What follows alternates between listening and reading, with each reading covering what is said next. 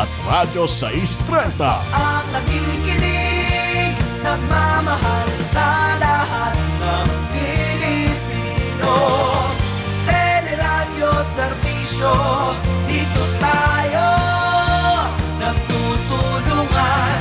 Ito ang puntahan ng bayan. Ito ang puntahan ng bayan.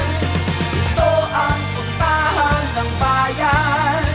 Ito ang puntahan ng bayan.